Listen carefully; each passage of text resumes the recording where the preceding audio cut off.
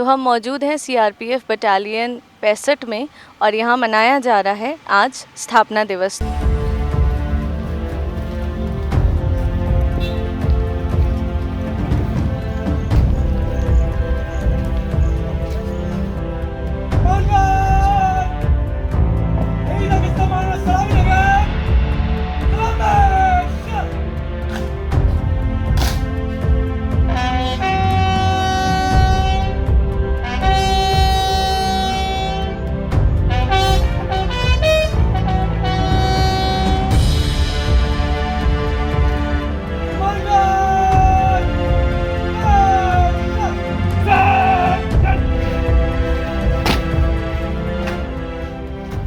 अधिकारीगण, अधीनस्थ अधिकारीगण और बहादुर जवान, आज बड़े ही गर्व और प्रसन्नता का दिन है।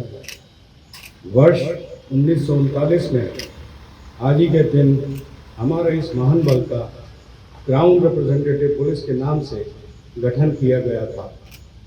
यह अंग्रेजी शासनकाल की बात है, जब देशी रजवाड़ों के बीच शांति व्यवस्था और सौहार्द स्थापित करने के लिए इस बल की एक बटालियन मध्य प्रदेश राज्य के नीमच में सबसे पहले गठित की गई थी।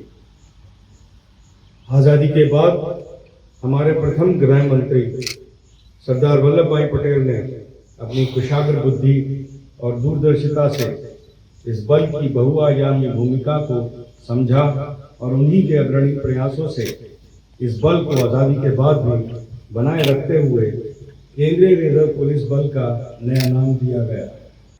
नमस्कार, मैं हूं सुरुचि और आप सबका स्वागत है टीवी 27 न्यूज़ पर।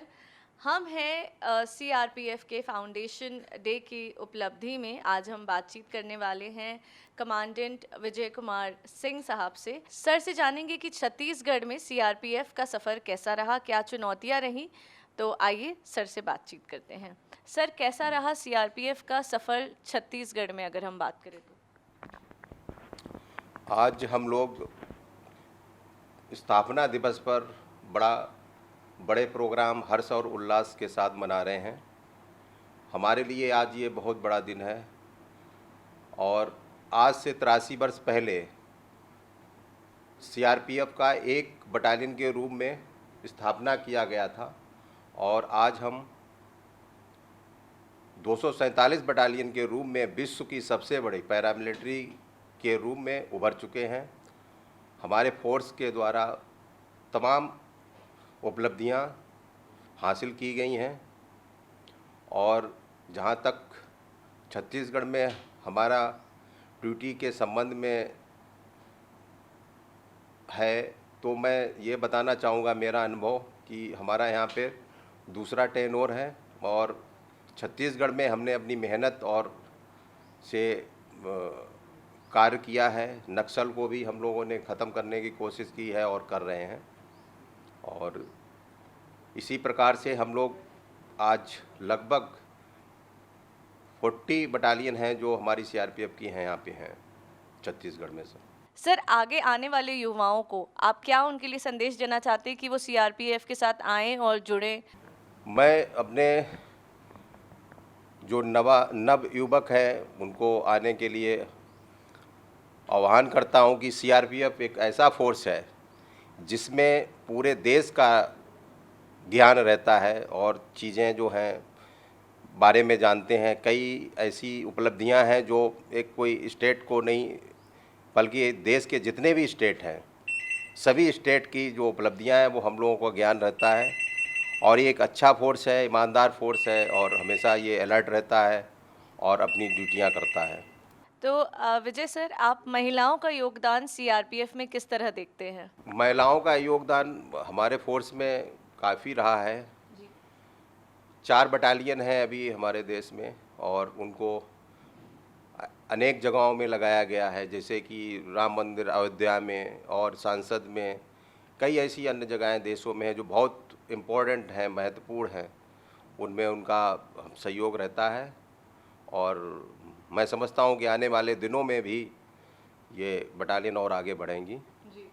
तो सर, मैं आपसे ये जानना चाहूँगी कि आपके के इस 2 साल में छत्तीसगढ़ में कोई ऐसा एक्सपीरियंस जो आप हमारे साथ शेयर करना चाहें? और छत्तीसगढ़ का एक्सपीरियंस हमारा बहुत अच्छा रहा है। यहाँ के जो लोग हैं बहुत सरल और भोले स्वभाव के हैं और बड़ा सहयोग करते हैं। जो भी हम लोग उनके ग्राउंड पे जब जाते हैं, हम भी उनसे बहुत पास से मिलना चाहते हैं और इसके लिए ही हम लोग यहाँ पे भर्ती हुए हैं।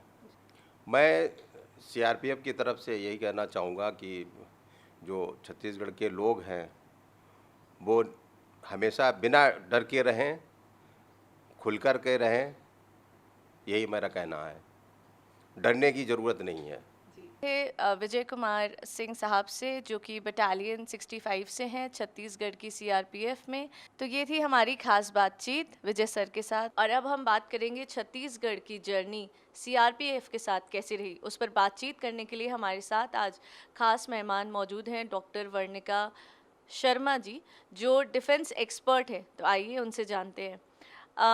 डॉक्टर शर्मा, आपका बहुत बहुत स्वागत है। और आप बताइए कि सीआरपीएफ की जर्नी छत्तीसगढ़ के साथ कैसी रही, और क्योंकि आप ज़ीरो ग्राउंड लेवल पे उनके साथ काम करती हैं, तो कैसा आपको लगता है? देखिए, शुरू से ही मेरा कार्य जो रहा है वो माओवादी संघर्षग्रस्त क्षेत्रों की ओर रहा है। 2007-8 का वो समय था जब मैंने अपना शोध कार्य आरंभ किया था, और यही वो समय था जब छत्तीसगढ़ में सीआरपीएफ का आगमन हुआ था। केंद्र की ओर से सीआरपीएफ का यहाँ आना हुआ था।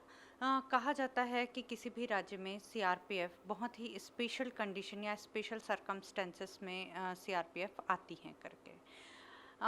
एक दुख का भी पहलू है और शोक की भी बात है कि हमारा छत्तीसगढ़, जो जनजातीय संस्कृति और सुंदर सभ्यता के नाम से जाना जाता था, कदाचित कुछ वर्षों में हमारा यही छत्तीसगढ़ जो है वो माओवादी संघर्ष के नाम से भी जाना जा रहा है।